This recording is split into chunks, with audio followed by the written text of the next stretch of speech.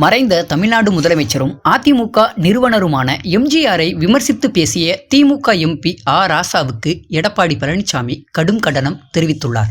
திமுக எம்பியும் மூத்த தலைவருமான ராசா தமிழ்நாடு முன்னாள் முதலமைச்சர் எம்ஜிஆரை லூசு என்று விமர்சித்து பேசிய வீடியோ சமூக வலைத்தளங்களில் அதிக அளவில் பகிரப்பட்டு வருகிறது.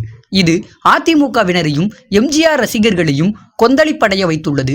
இந்த நிலையில் ராசா பேச்சுக்கு அதிமுக பொதுச் செயலாளர் எடப்பாடி பழனிசாமி கடும் கண்டனம் தெரிவித்துள்ளார். இது குறித்து அவர் வெளியிட்டு உள்ள அறிக்கையில், இருந்தாலும் மறைந்தாலும் பேர் சொல்ல வேண்டும், இவர் போல யாரென்று ஊர் சொல்ல வேண்டும், என்றும் இன்றும் மக்கள் மனங்களில் இதய தெய்வமாக வாழ்ந்து கொண்டு இருக்கின்ற மாண்புமிகு பொன்மனச்செம்மல் புரட்சி தலைவர் எம்ஜிஆர் அவர்கள் குறித்து திமுகவின் பாராளுமன்ற உறுப்பினர் ஆண்டிமுத்து ராசாவின் தரம் தாழ்ந்த பேச்சு கடும் கண்டனத்திற்குரியது.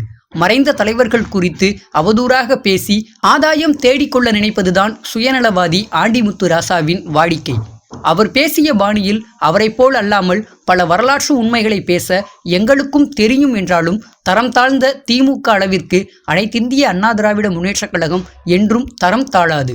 இந்த விடியா திமுக ஆட்சியில், எனது தலைமையிலான கழக ஆட்சியில் கொண்டு வரப்பட்ட பல்வேறு திட்டங்களுக்கு கருணாநிதி அவர்களின் பெயரை ஸ்டிக்கர் ஒட்டியும் பல்வேறு நிகழ்ச்சிகளை நடத்தியும் கழகத்தின் இதய தெய்வங்களான புரட்சி தலைவர் புரட்சி தலைவி அம்மா ஆகியோரின் புகழுக்கு இணையாக கருணாநிதியின் பெயரை எண்ண முயற்சித்தும் உயர்த்த முடியவில்லை என்ற ஆற்றாமையில்தான் ஆண்டிமுத்து ராசா போன்றோர் இது போன்ற அவதூறு கருத்துக்களை பேசுவதாக நான் கருதுகிறேன். வரலாறு நெடுக எங்கள் இதய தெய்வங்களை பிம்பச் சிறையிட திமுகவினர் மேற்கொள்ளும் முயற்சிகள் அனைத்தும் மக்கள் மன்றத்தில் படு தோல்வியையே சந்தித்து உள்ளன.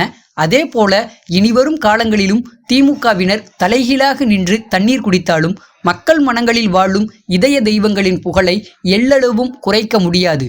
வருகின்ற நாடாளுமன்ற தேர்தலில் ஆண்டிமுத்து ராசாவிற்கு மக்கள் தகுந்த பதிலடி கொடுப்பார்கள். கல்லை வடித்தால் அது வெறும் சிலை, அதை மக்கள் தொழுதால் மட்டுமே தெய்வம் என்றும் அவர் குறிப்பிட்டுள்ளார். தமிழக அரசியல் வரலாற்றில் இந்த சம்பவம் தற்போது சூடுபிடித்துள்ளது.